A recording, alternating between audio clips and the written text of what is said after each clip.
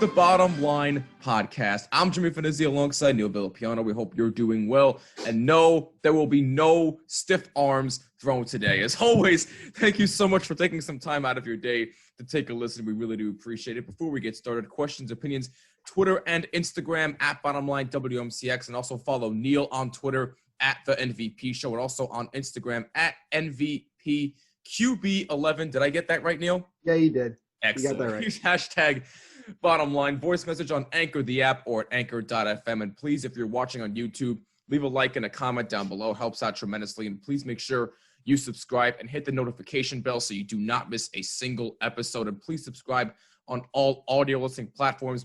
Just include Jimmy when searching for the Bottom Line Podcast. Neil, before we get started, I got to ask you, how the heck has your week been? My week has been good. It's been very productive, getting a lot done, taking some time for myself, so it's been a very solid week. What about you?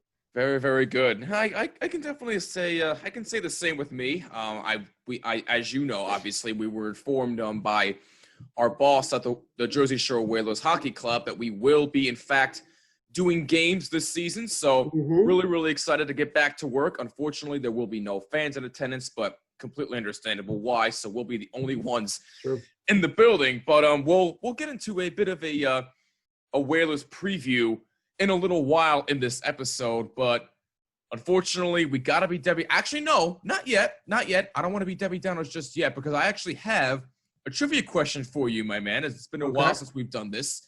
And I know this one has nothing to do with what we're talking about, but I've had this in my arsenal for quite a while. And it was actually, it was suggested by our good friend Andrew, our biggest supporter, the OG listener, as he likes to call himself. So I thought this was a very interesting question, and it is a hockey-related question. So are you ready? Okay. Yep. All right. So here's the question. Patrick Maroon became the third player in NHL history to win the Stanley Cup back-to-back with two different teams. Obviously, he won it last year with the Blues. This year, he won it with Tampa Bay.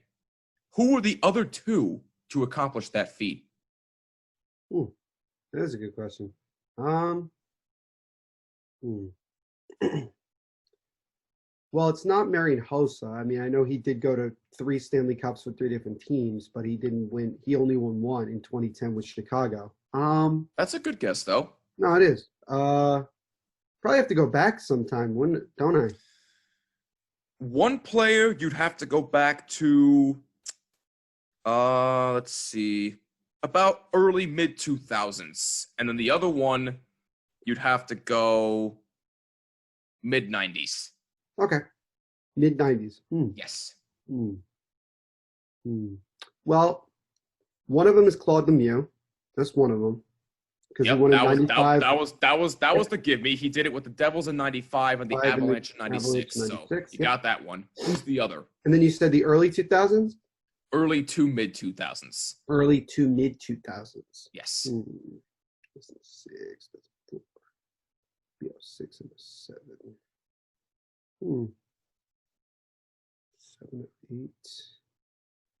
This is a good one. It's actually a good one. Let me, You said win 2 Stanley Cups, right? Not play in 2. Yes. Win 2 Stanley Cups back to back. Yeah. Cool. Well, you said early to mid 2000s. There wasn't a Stanley Cup in 2005. Nope. There was, let's see, 03 was the Devils. 04 was Tampa. I don't think anybody went from New Jersey to Tampa. I could be wrong. Let me think. 06, 07, it was Carolina and Anaheim. It's a good one. I'm actually stumped on the second one. So who's the second one? Huh. Wow, I'm actually very impressed. I stumped you on a hockey question. That might be a first for me, but you did get Claude Lemieux. That's obviously correct. The second one is Corey Stillman. Corey Stillman won the Cup with the Tampa Bay Lightning in 2004, and then because of the lockout in 2005, obviously there was no season then. And then he did it with the Carolina Hurricanes in 2006. So in theory, there was really only one. So in theory, yes. There wasn't a 2005 season, so to win it in back-to-back years is kind of I don't know. That's a tricky one. But the other one was Corey Stillman, yes. Well, that's probably why I didn't get it, because it was like I didn't count saying, 04. No, to be fair, when I saw the answer to this question, I got stumped too, because I was like, wait, how is that possible? I'm like, oh, wait a minute, because there was no season in 2005. I completely forgot about that. Yep. So technically, that does count for back-to-back years, since there was no season. Yeah, but technically, you know what I'm saying? Like, in technical terms, but yeah, those two are the answers. So you got half of it right. So I'll definitely give. I consider that I got it right, because it's technically, to be politically correct. Claude Lemieux did it back-to-back years. Yes, but that was still a nice effort, though. I'll definitely give that to you. But with that being said, unfortunately, now we gotta be Debbie Downers, because unfortunately, the Jets have entered the conversation again, because everything they seem to do is wrong, and I mean completely 100% wrong, and that would include ruining big name players, and they ruined another one in Le'Veon Bell, because look, from what I heard, they apparently tried to trade him, but nothing worked out, so they just flat out cut him like that. I really don't know what to believe in this society anymore, but I digress. But look, the bottom line is, Le'Veon Bell, look, has he been great with the Jets? No, but it's not all his fault. I get it. He's never rushed for more than 87 yards in a single game with the Jets ever since he signed there. I get it, but it's not all his fault. The team he's on is absolutely terrible. His offensive line can't give him any holes to run. And look, the head coach, Adam Gase, is incompetent. We all know that. He needs to go. And I don't know why he's still around for some unknown reason. We'll never know, because he's some type of offensive genius. I mean, give me a break with that garbage. Oh, and by the way, I should point out that the Jets still owe him $7 million, no matter what happens. So whether he sits out the rest of the year or he goes somewhere else, which is probably more likely at this point, and I'll give you a couple of teams who I think would be a good fit for him in a little while, the Jets still owe him $7 million. So he's still going to get paid by them regardless, which I think is stupid. Whatever. But anyway, so that happens. So the Jets pretty much ruin him. Hopefully he can get back on his feet. But here are a couple of good teams I think would be very, very interesting. The Bears. The Bears, I think, would be an interesting fit, because didn't they lose one of their star players? They lost Tyreek Cohen. Tyreek Cohen. That was it. Yep. So I think that'll be interesting. Maybe Cleveland would be an interesting fit, because they're down Nick Chubb. I don't know how long. I think it's for an extended period of time. I don't know if it's for the rest of the season. But they're down Nick Chubb. I know they have Kareem Hunt, who's been very, very good. But heck, if they can sign Le'Veon Bell for a little bit of added veteran leadership to help out Kareem Hunt, I think that would be an interesting fit. And plus, the Browns are 4-1. I mean, who the hell expected that this year? I certainly did not. I got to give credit where credit is due. They're having a pretty damn good season so far, and they just might, I don't want to say anything yet, they just might be playoff contenders if they don't blow it. So I'm not going to say anything just yet. They gotta prove a couple more things to me, but the Browns are definitely on fire right now. Definitely look out for them. It would also be interesting to me if he went back to Pittsburgh. And here's why. I get it. It's probably not going to happen.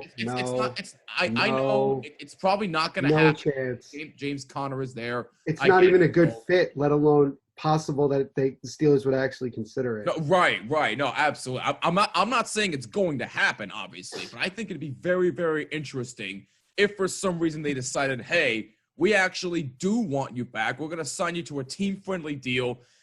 I know James Conner is there, and he's been solid. And who's their backup running back again? I don't even know. I don't know. Exactly my point. So that's why I think it'd be very, very interesting. But I don't know. But listen, but the bottom line with this whole Le'Veon Bell situation is it's a mess. The Jets are a mess. They pretty much ruined him, and they still owe him $7 million. So out of those teams who I gave, probably the most realistic possibility for me that he would probably end up, it would probably be Cleveland at this point. Because like I said, if you can add him alongside Kareem Hunt with what he's doing this season, it would definitely be a very, very interesting fit. And their offense can actually do a lot more things. But like I said, the Browns have a bit more things to prove to me if they want to be a legit playoff contender. They're 4-1 right now, so we'll see what happens. But if Lev Bell signs there, their offense is definitely a lot more lethal, especially in the running game, since their offensive line is actually pretty solid for once. But look, bottom line, the whole thing is a mess. I don't think Lev Bell should have even signed there in the first place, but hey, that's just me. But the Jets now have a tendency to ruin players, and Lev Bell is the latest example. Go ahead, Neil. Well, according to ESPN, as of just seconds ago, Le'Veon Bell is down to 3 teams: the Dolphins, the Chiefs, and the. So. Well, I'm sorry that you got cut off for a minute. It was the Dolphins, Chiefs, and who? And the Bills. Oh, the Bills. So none of the teams you mentioned. So okay. None of the teams you mentioned are gonna bring him in. Okay. But let me back. Those 3 would definitely be interesting. Let me back. Especially on the Dolphins with Fitzpatrick there, with somebody else to hand the ball off to. That'd be very, very interesting. Did you really just say with Fitzpatrick? Come on. Oh my God. On, Jimmy, did you see him beat down on the 49ers the other week? The 49ers are depleted like mad. I don't know what exactly what was going to happen. But whatever. Anyway, go. Backtrack. Let me backtrack to this. So the first thing that I want to there's 2 things that I actually want to correct you on. Okay. Number one is that the Jets have been trying to trade Le'Veon Bell since last year. This is not some new development that they just started doing this. They've been doing this. They've been trying to trade him since last year. So whatever happened with Le'Veon Bell on social media with him liking, tweets about, Adam Gase should be fired or Le'Veon Bell should be traded, apparently rubbed the Jets the wrong way. I don't know why it took them this long to feel that way, but, it is what it is. The other thing is that I believe Le'Veon Bell is actually owed $6 million from the Jets. So the Jets still have to pay $6 million. Oh yeah, right, because that's the prorated salary. Plus, I think they still owe him. I think somewhere along the lines of also $2.5 million for some reason. Yeah, it's some weirdness with his contract, but anyway, whatever. Le'Veon Bell came to the Jets primarily for financial reasons. It really had nothing to do with whether or not the Jets were going to be closer to winning a Super Bowl than the Steelers were. I think if you asked Le'Veon personally, I think he would probably tell you that if he wanted to stay on a winning team, he would have stayed in Pittsburgh. But also considering the fact that James Conner kind of, jumped onto the stage, came out and performed very well 2 years ago, the Steelers had made it easier for them to just not bring Le'Veon Bell back after sitting out a whole year with a contract dispute. I think they would have given him the money if the Steelers' run game was in complete shambles because Le'Veon Bell wasn't there. But you go back to when Le'Veon Bell was, a free agent looking for a new team, Mike Maccagnan was still the general manager of the Jets. And Mike Maccagnan wanted Le'Veon Bell because he knew the type of player that he is. He knew what he could do to help Sam Darnold's development in his second year, and everything would work out. Christopher Johnson did not want Le'Veon Bell. Neither did Adam Gase. Well, that brings me to my next point. Christopher Johnson did not want Le'Veon Bell, okay? And he was reluctant to give him the money because, let's face it, the Jets don't pay anybody. They didn't want to give Le'Veon Bell the money. They didn't want to give anybody any sort of money. Nonetheless, Christopher Johnson just, was, I guess you would say, forced to give the money to Le'Veon Bell. And so that happened. The other thing that comes up is that Christopher Johnson hired Adam Gase. Mike Maccagnan did not hire Adam Gase. I want everybody to understand that. That's something that we have to be realistic with, because what ended up happening after that proves that there was no way that Mike Maccagnan was okay with hiring Adam Gase. Somehow, some way, Adam Gase wins a power struggle over the sitting general manager, and the sitting general manager gets fired, and Adam Gase becomes the interim general manager, allowed to hire whoever he wants to be the next general manager of the New York Jets. what that tells you is a couple things. Number one, it tells you that the Jets do not give a flying you-know-what about winning. They never have, and they never will, especially since the Johnsons took over. And I'm tired of people trying to say, well, maybe the Johnsons care about winning. They just don't know how to do it. No, that's not it. That they really just don't care about winning. That's what you have to understand, because the moves that they've made have made it obvious. So keep that in mind. But Adam Gase basically, manipulated, if you want to say it. They manipulated, the Johnsons in his interview saying all the right things. I don't want Le'Veon Bell. I don't want this. I don't want that. I think Mike McCagnon is a terrible general manager, and the Jets wanted to hire him. That's basically what happened in all of that. So it became clear as daylight right away that Le'Veon Bell and Adam Gase were not going to get along, because Adam Gase made it public he didn't want Le'Veon Bell.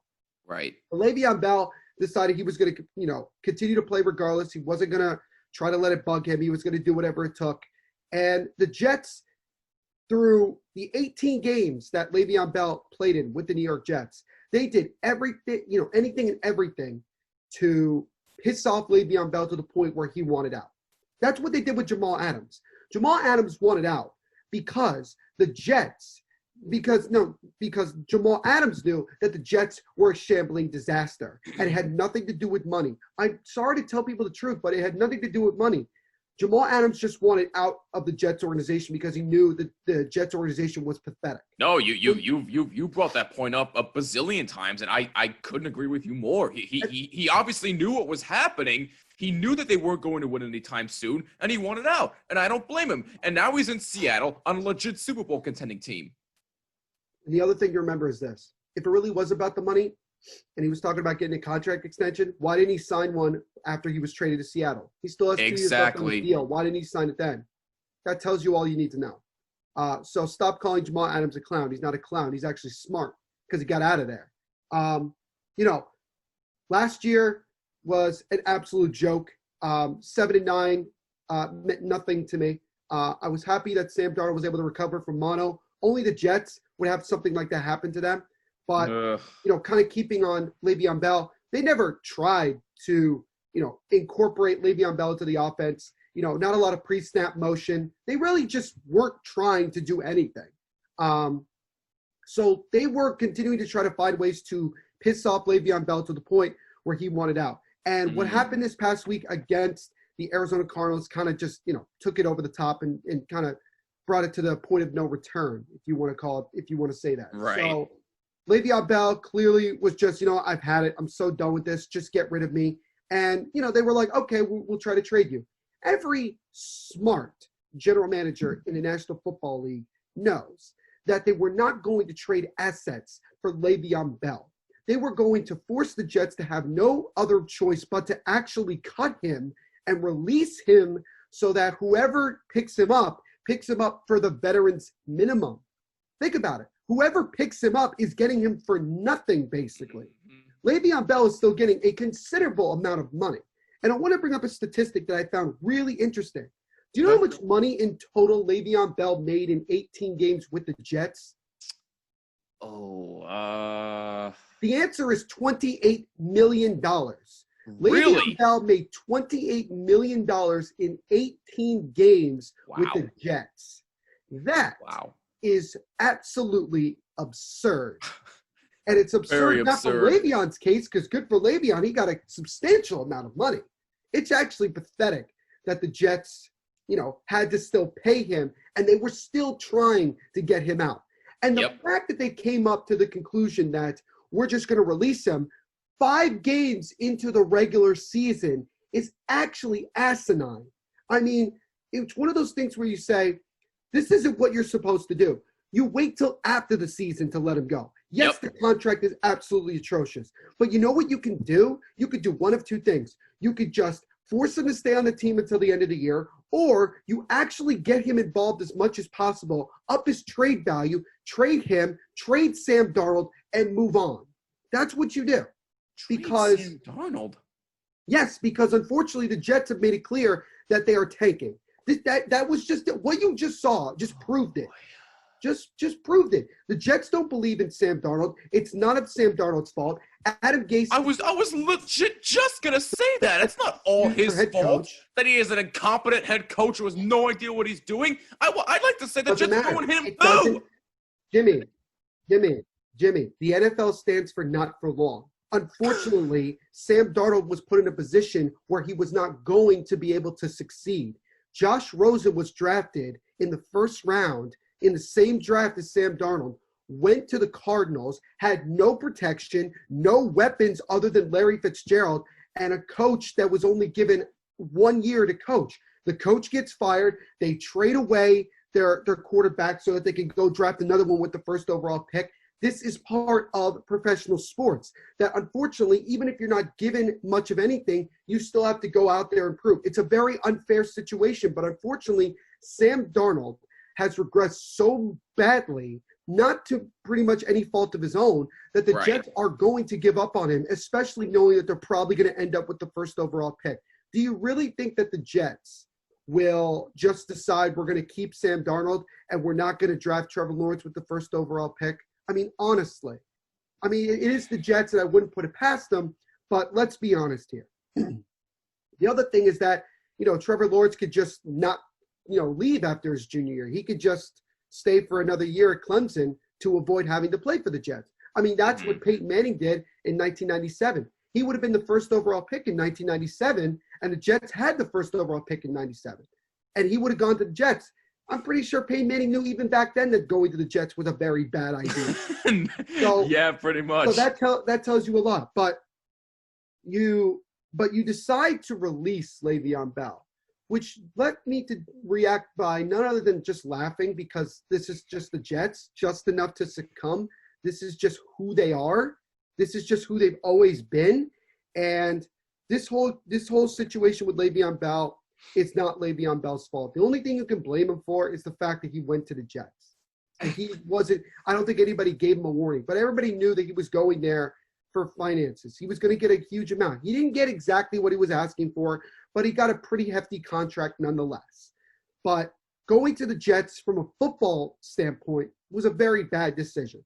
And now Le'Veon Bell can go to any team he chooses to, or any team that offers him a contract, and he could be a reclamation project for somebody for the rest of the season, probably bounce back, still rush for over 1,000 yards if they give him enough carries. And he can make a pretty good amount of money in the offseason, because somebody might say, hey, let's give him a contract. He'll be 29 by the time next free agency rolls around. But still, people will look at it and say, we got to give him an opportunity here. This is good. So, obviously we talked about, or at least you brought up some of the teams that, would be interesting spots. I'm just going to go off of the three teams that he has pretty much dropped down to, and that is the Bills, the Dolphins, and the Chiefs. From the Dolphins standpoint, he would get a considerable amount of carries. He would probably be their number one running back right away. Yep. So from, getting a lot of playing time, that would make sense. Going to the Bills, again, you would probably have to share carries with Singletary, but I still think you would probably give a different type of dimension, especially out of the passing game, to help Josh Allen even more. Right. And the Bills are a team on the rise. They're 4-1. They're playing pretty good football. So it's one of those things where you could say, it could work. It really could work from that standpoint. But I think the Chiefs makes more sense than anything else. I know you have Edwards-Helaire, who has done tremendous. Williams opted out for the whole year, but you could go to the Chiefs, give yourself a legitimate shot to go and play and win a Super Bowl. And also, you could still, be able to make some plays. And because Le'Veon Bell is a better receiver in many regards than some of the actual receivers that teams have, he could be a dynamic player out of the backfield, just catching passes. Can you imagine, Patrick Mahomes would absolutely love to have Le'Veon Bell's catching ability out of the backfield. Because you have Edwards-Helaire on first and second down, and then on third and long or whatever, you could just have, Le'Veon Bell stand there in the slot, and he could just make plays out of the backfield. And here's the other thing. Le'Veon Bell was hurt for a couple weeks earlier this year. But for the most part, he hasn't been banged up that much. Because, again, he's played 18 meaningless games with the Jets. So his body is still in pretty good shape. So he could go for a pretty long time. And I think Le'Veon Bell is still a very talented player. And he's only 28. He's 28. Well, I mean, it's getting up there. Once you get to 30 as a running back, you start to not get as much notice. Yeah, that's but true. Unless you're Frank Gore. I feel sorry for Frank Gore, by the way. That he for has him, to it's just subject about himself continuing this to. I think he's trying to get the rushing record. So if that's what it is, good. For him. He will. But the fact that he's on the Jets to try and get it, Yeah. I'm so sorry. It's bad. But Le'Veon Bell. None of this is his fault.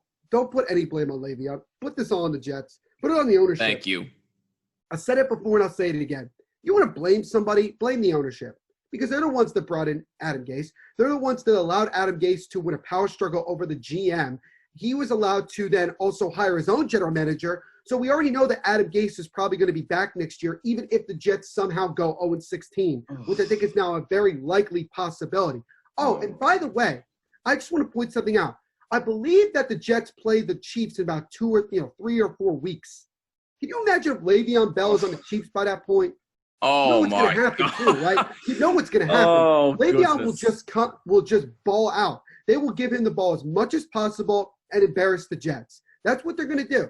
And Adam Gase, at this point, still can't believe that he has a job. But you know what? He was quoted saying, "I'm rich as you know what." So he doesn't really care.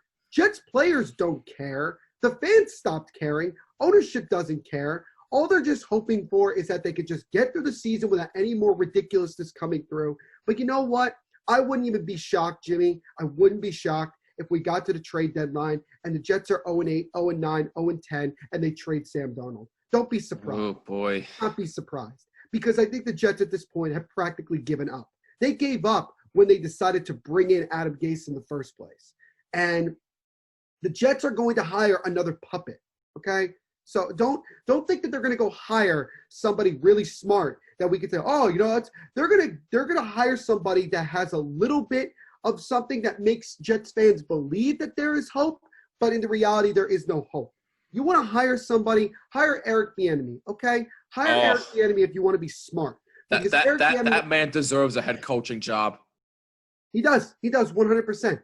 He should have gotten one last year, but he didn't, and that's unfortunate. But the Jets are probably going to hire somebody that nobody really knows, probably going to be a defensive guy, and they'll just go from there. That's pretty much what it's going to be. I'm sorry to tell everybody the truth, but that is the reality with the Jets. So looking at this and kind of wrapping this whole thing up, did not surprise me that Le'Veon Bell got released. I mean, it was a surprise that he got released now as opposed to, at the end of the season. But, hopefully for Le'Veon, he goes somewhere like the Chiefs, maybe the Dolphins, maybe the Bills. Hopefully he goes to one of those places and balls out, and I think he will, regardless of where he goes. The Chiefs have a very good offensive line. The Dolphins' offensive line seems to be improving with people like Eric Flowers, which is shocking. In my opinion. The fact that we can even say that is absolutely stunning. The fact that he actually became a good player. Well, he actually has a solid coaching staff. He's actually done. Yeah, he's actually done pretty well. No, he has. So he might have found. Good for him. Good for him. Right, I want him to succeed. I'm indifferent about it, but the Bills have a very solid offensive line. If those guys can block and give Le'Veon Bell the chance to get in space, Le'Veon Bell is going to make people miss because he's still a very talented running back. We have to remember, like 2.5 years ago, Le'Veon Bell was considered like the top running back in the NFL. Yep. This is not that long ago. But because he went to the Jets and because he was just barely used and he was, excuse my language, dicked around a lot, that's why people have a different perception and a different belief in Le'Veon Bell. They think they're listening to the social cues and saying, oh, he must not be that good anymore. No, it's because the Jets didn't want him and didn't want to use him. So if you're Andy Reid and if you're the Chiefs, you want to continue to be a dominant team, you want to continue to win football games, you bring this man in, especially after you just gave up 40-plus points to your rivals in the Las Vegas Raiders. And your offense sputtered in the second half where the first 3 possessions were punt, turnover. So, if you want to make a statement that you are completely forgetting about that game and moving forward, getting Le'Veon Bell, I think, would make 100%. And having him and Edwards-Helaire in the backfield is dynamic. That would be tremendous. with arguably the most talented quarterback in the NFL right now. Maybe, I have a soft spot for Aaron Rodgers. I still think he's the most talented, but that could change. But you have a really solid offensive line. You have weapons on the outside. The defense needs work, but still, getting Le'Veon Bell would make 100% sense. And that's what I expect. I expect that Le'Veon will probably say within the next day or two. He probably won't play this weekend, but he'll probably play the next. He'll probably end up signing with the Chiefs. But if he signs anywhere else, hopefully gets a better opportunity. But JETS pain, ladies and gentlemen. This is what this team has done for decades upon decades upon decades since 1969, and it's not going to change. Yep. You want more info? Buy Neil's book. That's all I gotta say. It's on Amazon for $19.69, and you obviously know why if you're a football fan, especially a Jets fan. But yes, buy Neil's book if you want more information about the Jets. You will probably never be a Jets fan again by the time you're finished with the book. But I digress. And by the way, probably helping people out if they read. Yeah, exactly. Probably helping them realize that, and they're probably gonna be like, yeah. He does make some salient points. And by the way, the Jets do play the Chiefs week 8 at Kansas City. That's November 1st. That's a 1:00 game. Watch out. Watch Le'Veon. If Le'Veon Bell is on the Chiefs by then, it's not going to be pretty what he's going to do to the Jets. But well, heck, we'll probably find out where he is by the time this episode's over. We'll see. But bottom line, this whole thing is a mess.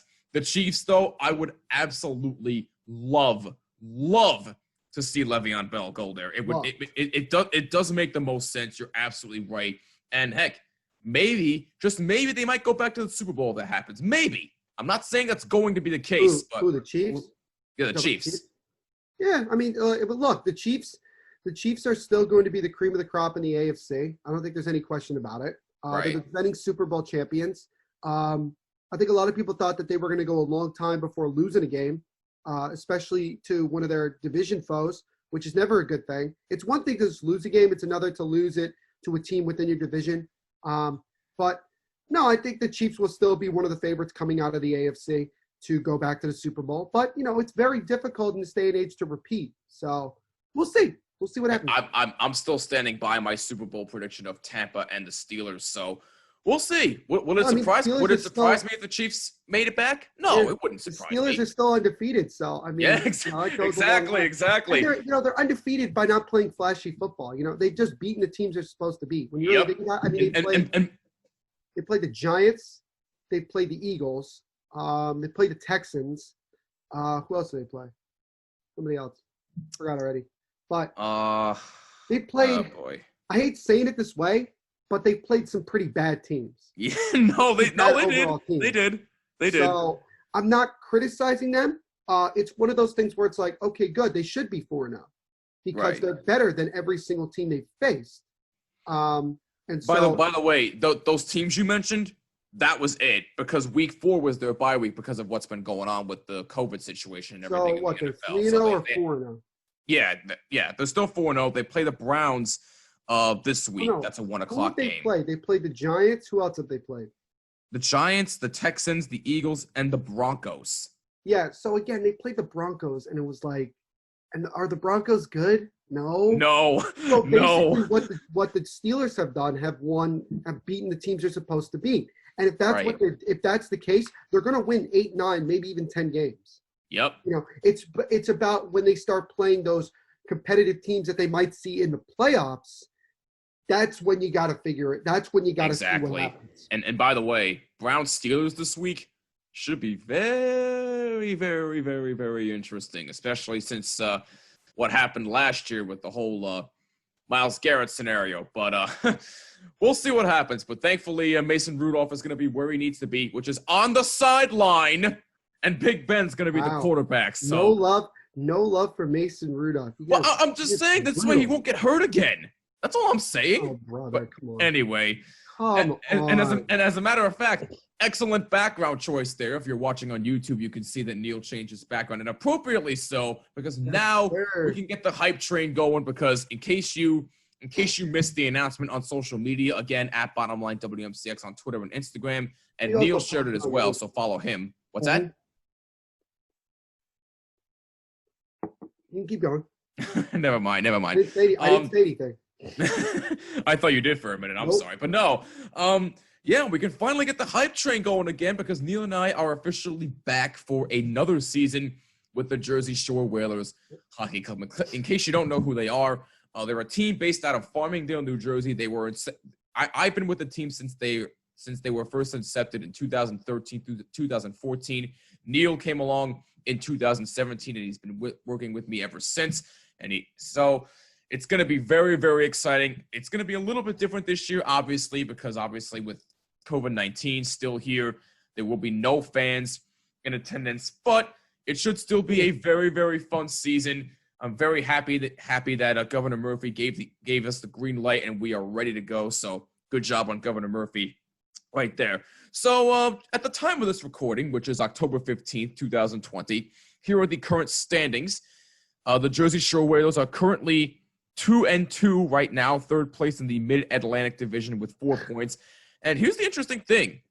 The team they're playing this weekend, which is October 17th, which is a Saturday night at 8 p.m. Eastern time if you want to watch on hockeytv.com. You have to purchase a subscription first if you want to watch the game, and that's going to be way more important now this season. The Jersey Hitmen, who they're playing, the Battle of the Turnpike continues. They are actually second in the division at 1-2-1, also with 4 points, which I find to be very, very fascinating. I still think ties. Actually, no. What the heck am I saying? I'm thinking football, but I digress there. How do they have 4 points if they're 1-2-1? They've lost 2 games in overtime? I believe so. Yeah, I believe so. But then again, I'm looking at this here. That probably wouldn't make any sense because don't you get 2 points for each win in hockey? This is not. Yeah. So then what are we talking about? They should have 3 points then. They should have 3 points. I don't know. I don't know. But I'm not gonna argue that.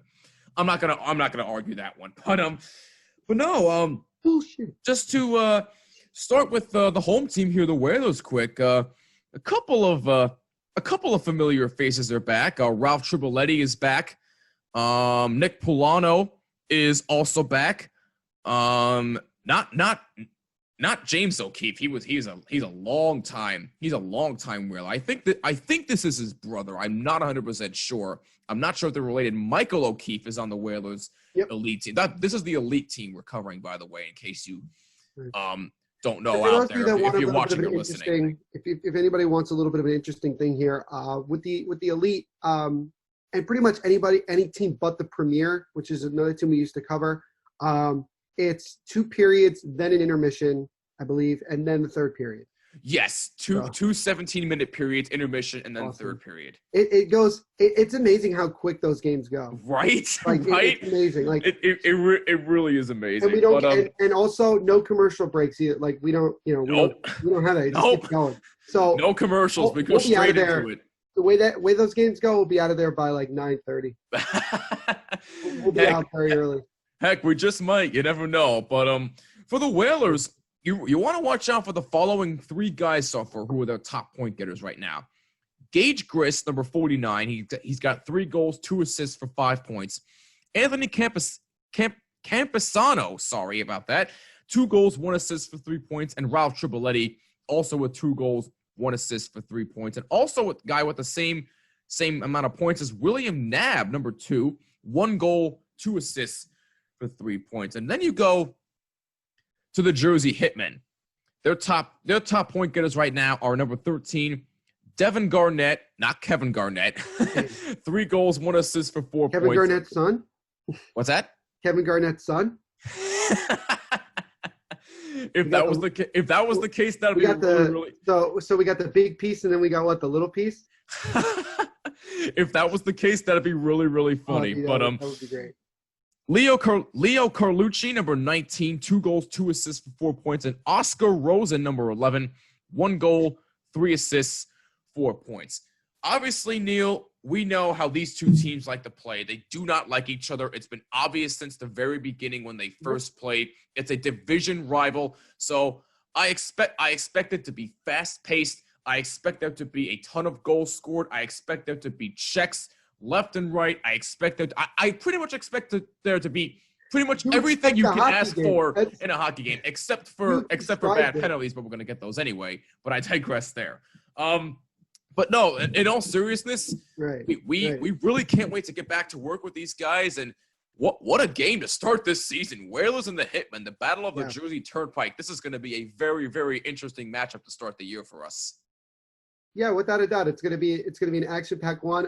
You basically just described a regular hockey game. I don't really know what the difference was. I know I did. You described a regular hockey game. What's interesting every year with this is that we get to see new players on the team every single year. Yeah, we get a good also collection of guys that we've seen play before and we kind of know them personally. But every year there's an opportunity to see new players, not just on the Whalers, but new players on every single team. And we haven't had a chance to really get to know these players that well, but we'll learn quite a bit once the game actually gets underway. And it might be awkward for the first 5 minutes, considering again there'll be no fans. It'll be just you and myself up in the booth with basically nobody else around us. But once the game gets going, it'll be pretty much like we never left.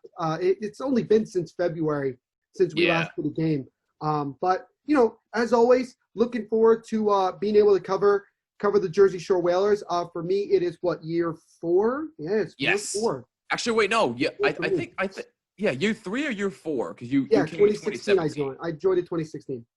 Oh, forgive me. I'm sorry. So you're right. It is year 4. Yeah. So for me, it's year 4. For you, it's year 7, 8, 6 or 7. I mean, my goodness. Something along those lines. But no, it should be a lot of fun. Looking forward to it as always. Hopefully no double headers this year, but you never know. And I'm not talking about back to back. I'm talking we have one at 1 o'clock and then we have another at 8.